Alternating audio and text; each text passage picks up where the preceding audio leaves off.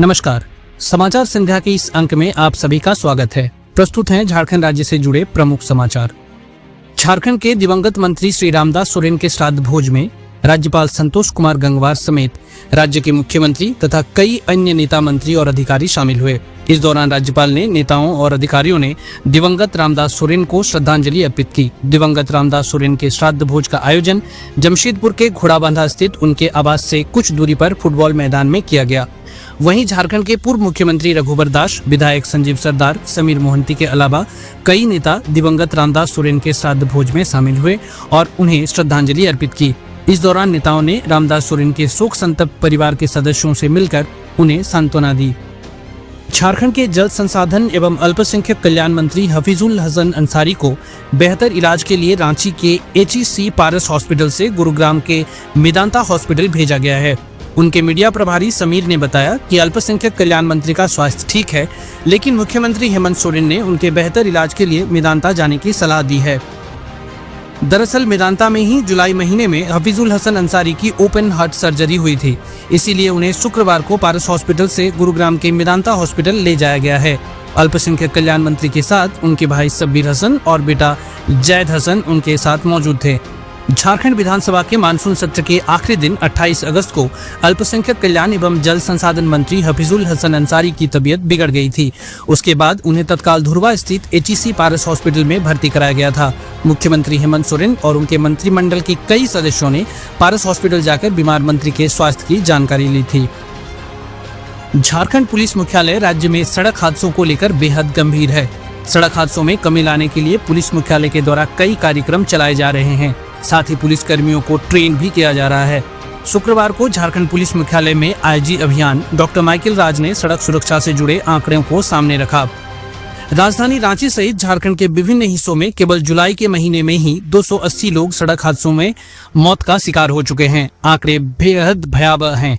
IG अभियान ने बताया कि जुलाई 2025 तक राज्य भर में 280 लोग सड़क हादसों की वजह से अपनी जान गंवा चुके हैं। पुलिस मुख्यालय से मिले आंकड़ों के अनुसार जुलाई में सबसे ज्यादा मौतें राजधानी रांची में हुई हैं। रांची में जुलाई महीने में 39 लोग सड़क हादसों के शिकार हुए हैं, जबकि हजारीबाग में 28, सरायकेला में 26, दुमका में 21 और गिरिडीह में 19 लोग सड़क हादसों में अपनी जान गंवा चुके हैं। IG अभियान माइकल राज ने बताया कि सड़क दुर्घटनाओं की संख्या और मृत्यु दर को कम करने के उद्देश्य से राज्य में विभिन्न कार्यक्रम चलाए जा रहे हैं। इसके अंतर्गत सड़क सुरक्षा अभियान, ट्रैफिक सुरक्षा में सुधार, जागरूकता अभियान, स्कूल, कॉलेज, शहर बाजार में और दुर्घटना के आंकड़ों का विश्लेषण किया जा रहा है।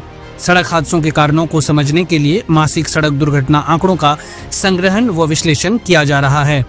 साथ ही उन्होंने ये भी बताया कि ट्रैफिक नियमों का उल्लंघन करने वाले लोगों के खिलाफ भी कार्रवाई की जा रही है। 20 अगस्त को पलामू के पांकी थाना क्षेत्र में एक संदिग्ध कार से पुलिस ने 46,19,000 रुपए बरामद किए थे। बरामद रुपयों को लेकर पुलिस ने अनुसंधान तेज कर दी है, जिसमें कई खुलासे हुए हैं। पुलिस को शुरुआती जानकारी मिली है कि बरामद रकम अफीम के कारोबार से जुड़ा हुआ है। इस कारोबार में कुछ स्थानीय जबकि कुछ बाहरी लोग शामिल हैं। इधर बरामद नगद को लेकर आयकर विभाग में भी कार्रवाई की है। आयकर विभाग में पुलिस द्वारा जब्त रुपयों को हैंडओवर लेते हुए सरकार के खाते में जमा करा दिया है। कार से बरामद रुपयों को लेकर आयकर विभाग और पुलिस अलग अलग जांच कर रही है। जिस कार से 46,19,000 रुपए नगद बरामद हुए थे, वह कार छत्तीसगढ़ के जसपुर जिला के कुनकुरी के एक व्यक्ति के नाम पर रजिस्टर्ड है। पुलिस पूरे मामले में कार मालिक से भी पूछताछ कर रही है, जबकि कई तकनीकी बिंदुओं पर भी अनुसंधान शुरू किया गया है। पलामू SP रिस्मा रमेशन ने बताया कि शुरुआती जांच में पुलिस को पता चला है कि बरामद रकम अफीम के कारोबार से जुड़ा हुआ है। पुलिस पूरे मामले में कई बिंदुओं पर अनुसंधान कर रही है और पुलिस को अहम जानकारी भी मिली है। अफीम के कारोबार के खिलाफ पुलिस अभियान चला रही है और उससे जुड़े हुए नेटवर्क के खिलाफ कार्रवाई भी कर रही है। दरअसल पलामू पुलिस को एक संदिग्ध कार की जानकारी मिली थी, जिसके बाद पांकी थाना की पुलिस ने सर्च अभियान शुरू किया था। सर्च अभियान के क्रम में पांकी थाना क्षेत्र के तेतराई बलियारी मोड़ पर पुलिस को एक लावारिस हालत में कार मिली थी। पुलिस कार को थाना ले गई। अगले दिन तलाशी लिया गया तो उसके अंदर से 500 रुपए के 8,576, 200 का 509 और 100 का 301 नोट बरामद हुए थे। झारखंड में कोचिंग संस्थानों की मनमानी से विद्यार्थियों और अभिभावकों की परेशानी की खबरें अक्सर सामने आती रहती हैं। कोर्स कराने के बदले एडवांस में पैसे लेकर संचालकों का भाग जाना आम बात हो गई है। पूर्व में बताए गए फैकल्टी की जगह दूसरे टीचर से क्लास कराने से भी छात्र परेशान रहते हैं।